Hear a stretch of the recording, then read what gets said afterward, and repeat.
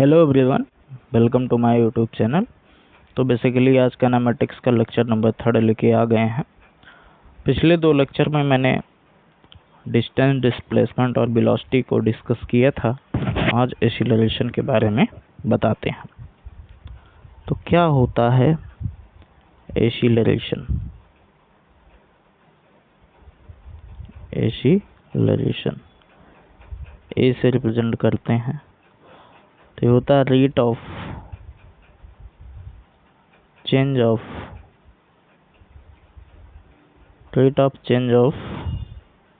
velocity with respect to time. जैसे velocity क्या होता था, rate of change of position with respect to time, वैसे यहाँ पे ये rate of change of velocity with respect to time हो जाएगा। ठीक है। यूनिट क्या होती है? यूनिट होती है मीटर पर सेकंड स्क्वायर, ऐसा यूनिट है। डायमेंशन क्या होता है इसका? ये होता है L⁻⁻²। ठीक है, यहाँ तक हो गया क्या? आगे बढ़ूं? ओके। जैसे कि हमारी वेलोसिटी 2 प्रकार की होती थी, वैसे ही एक्सीलरेशन भी हमारा 2 प्रकार का है। एक है एवरेज एक्सीलरेशन और दूसरा होता है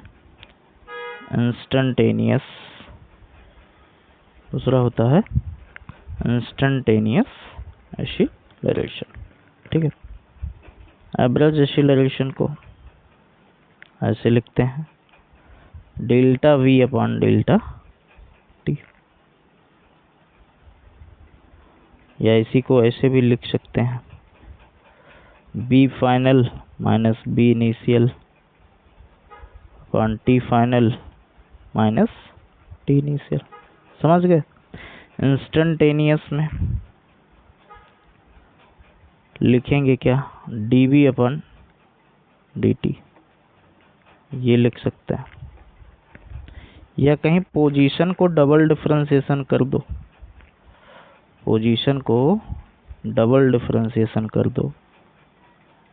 तो वो भी सही है। ऐसा भी लिखा आ जाए तो ये भी सही माना जाएगा। तो यहाँ तक बात समझ में आई? बोलो, हो गया? आगे बढ़ूं? ठीक है।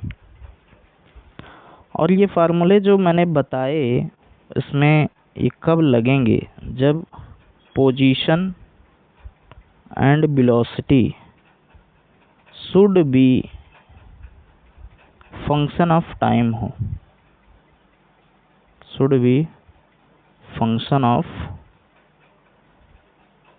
हो, ठीक है, तभी लगेगा। इफ मान लो ऐसा कुछ हो जाए, if velocity is not function of time,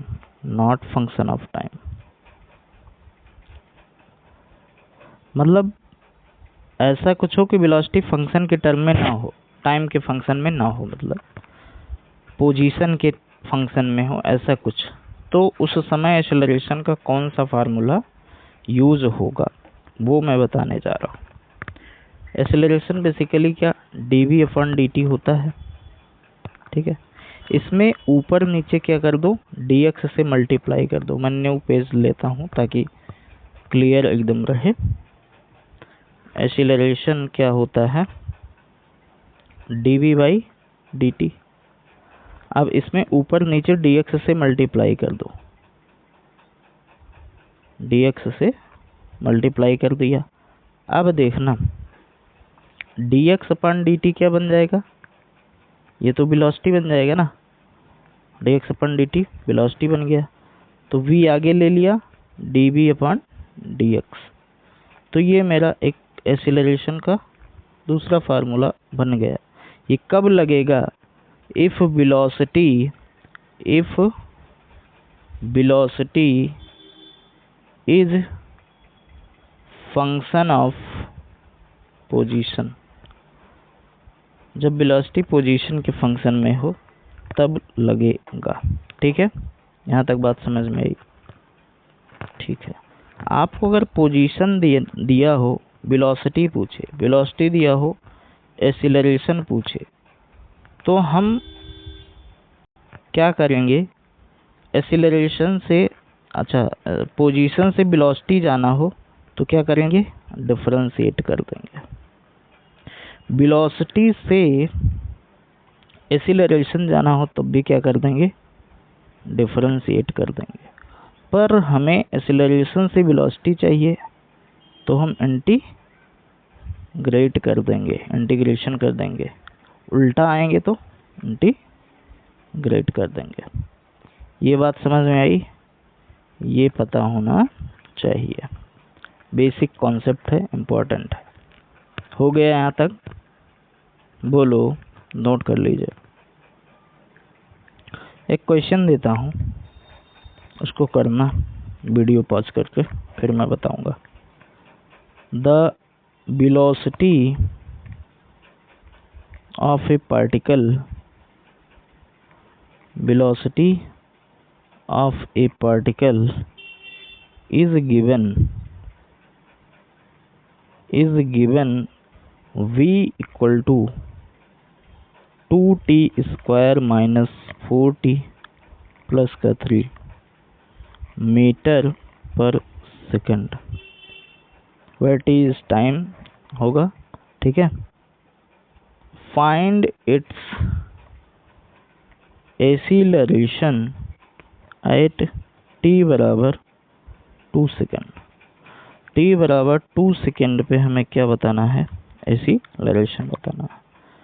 function किस में है, टाइम के टर्म में है, और किसका फंक्शन है, वेलोसिटी का। तो हमें अब यहाँ देखना, सिंपली एक्सीलरेशन चाहिए तो मैं यहाँ dv/dt कर दूंगा, यानी डिफरेंशिएट कर दूंगा। पावर आगे आ जाएगी, 4t - 4, कांस्टेंट का डिफरेंशिएशन 0 हो जाता है।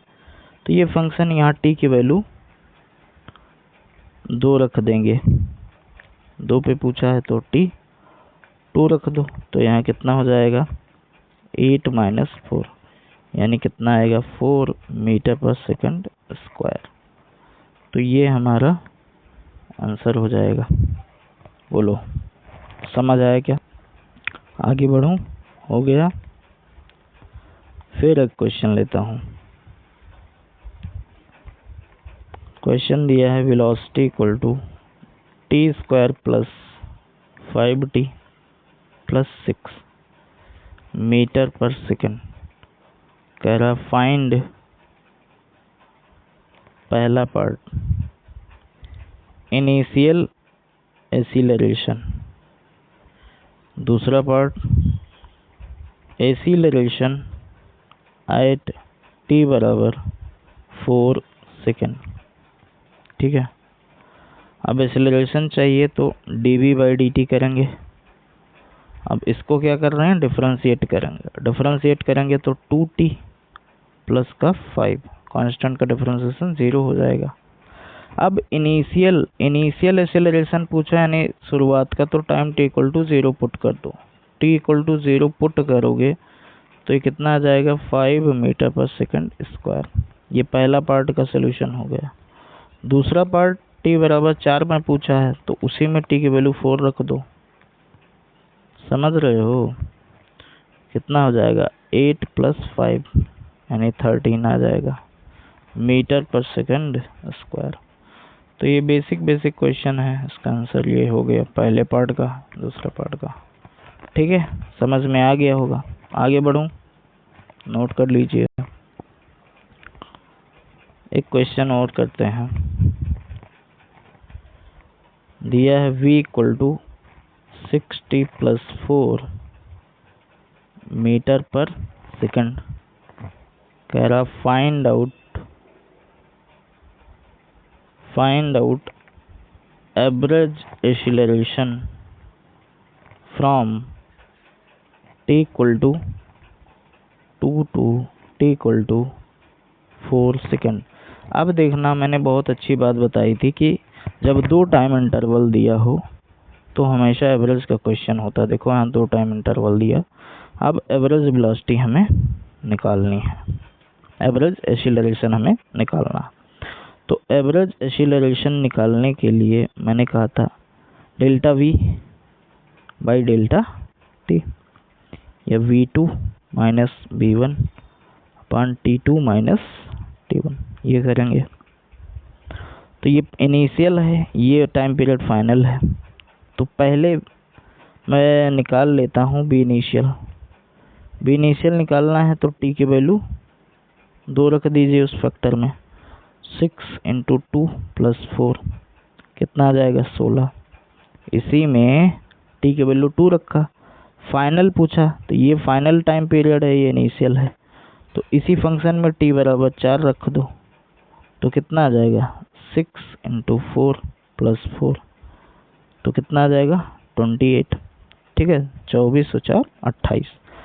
अब एवरेज एक्सीलरेशन निकाल लेंगे यहाँ से, कितना आ जाएगा final 28 minus initial 16, time period final 4 initial 2, कितना आएगा ये 6 2 यानी 12 अपॉन 2, तो कितना आ जाएगा 6 मीटर पर सेकंड स्क्वायर, ये हुआ। तो ऐसे भी क्वेश्चन आते हैं बोर्ड लेवल में, ये क्वेश्चन ज़्यादा आते हैं, एग्जाम्स में तो बहुत कम ही आएंगे ये जेईई नीट में। ओके, हो गए क्या? ठीक है, आगे बढ़ूं। ठीक है, अब यहाँ डिस्टेंस, डिस्प्लेसमेंट,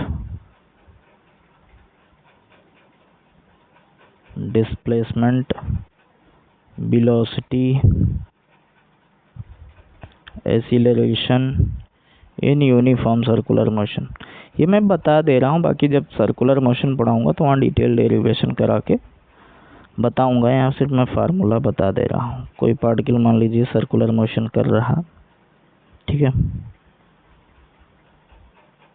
पॉइंट ए से पॉइंट बी पर गया, मान लो ये एंगल थीटा मूव किया, पॉइंट ओ है, इसकी रेडियस आर है।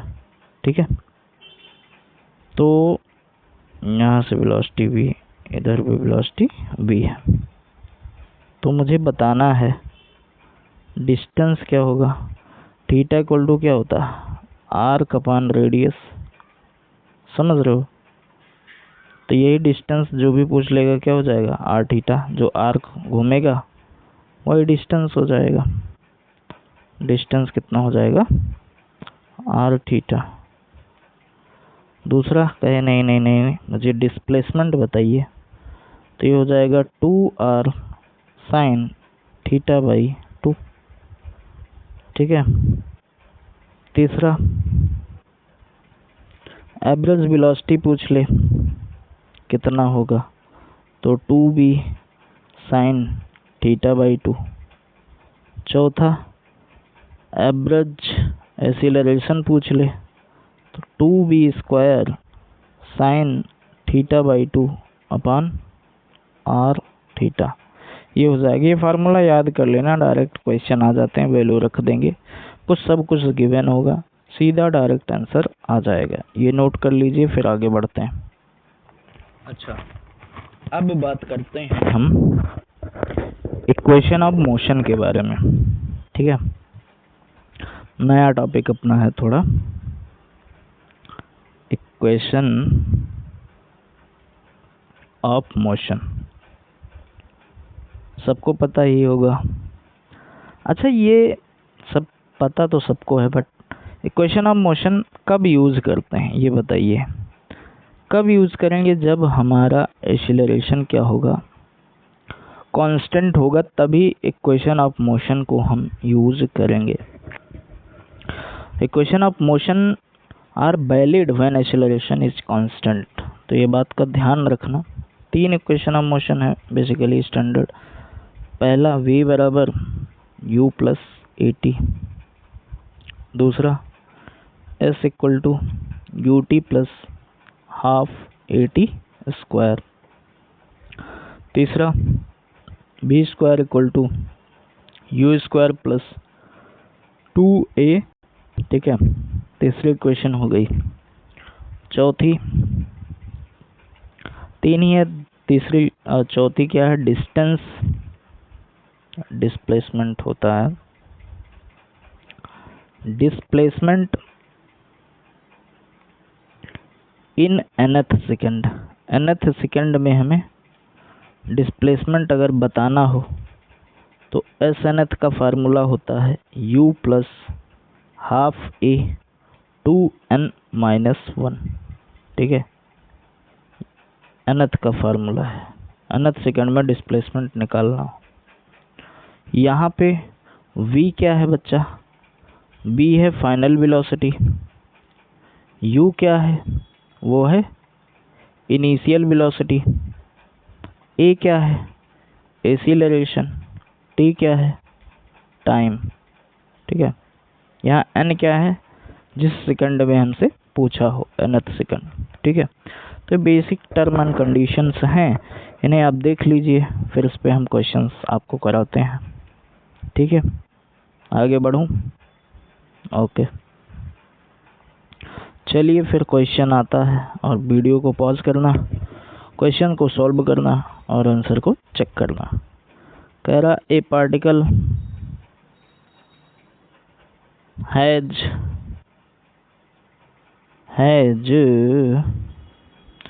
इनिशियल वेलोसिटी 2 मीटर पर सेकेंड and acceleration 5 मीटर पर second square. Find out velocity and displacement after 2 second. Question को पढ़ो, उसमें तो देखो क्या क्या हमको दिया है। इनिशियल वेलोसिटी मतलब 2 मीटर पर सेकंड दिया है, एक्सीलरेशन 5 मीटर पर सेकंड स्क्वायर दिया है, फाइनल वेलोसिटी हमसे पूछा है t बराबर, सॉरी गाइज, वो क्वेश्चन गलती से डिलीट हो गया, कोई नहीं, वीडियो को बैक करके आप लोग देख लीजिएगा। उसमें मुझे वैल्यू u कितना दिया था 2, एक्सीलरेशन कितना था 5, वेलोसिटी हमसे पूछा है, वेलोसिटी हमसे पूछा है कब? t बराबर 2 सेकंड पर। ठीक है, तो इक्वेशन ऑफ मोशन यूज कर लीजिए, v बराबर u प्लस at। इनिशियल 2 दिया है, एक्सीलरेशन 5 दिया है, टाइम 2 दिया है, ये कितना आ जाएगा? 12 मीटर पर सेकंड। ठीक है, डिस्प्लेसमेंट भी पूछा था, तो इसी में सेकंड पार्ट कर लेंगे। s बराबर ut plus half at square, 2 time 2 plus half acceleration 5 time 2 का स्क्वायर कितना हो जाएगा? 4। इसको सॉल्व कर लीजिए, ये 4 हो जाएगा, ये कितना हो जाएगा? 10 हो जाएगा, तो आ जाएगा 14 मीटर। तो दोनों पार्ट आपके हो गए, ये दोनों आंसर आ गए। ठीक है, आगे बढ़ूं क्या? ठीक है, नेक्स्ट क्वेश्चन पे आते हैं। क्वेश्चन कह रहा a particle start from rest, particle start from rest with constant acceleration 4 metre पर सेकंड। फाइंड आउट, पहला पार्ट, डिस्प्लेसमेंट इन फर्स्ट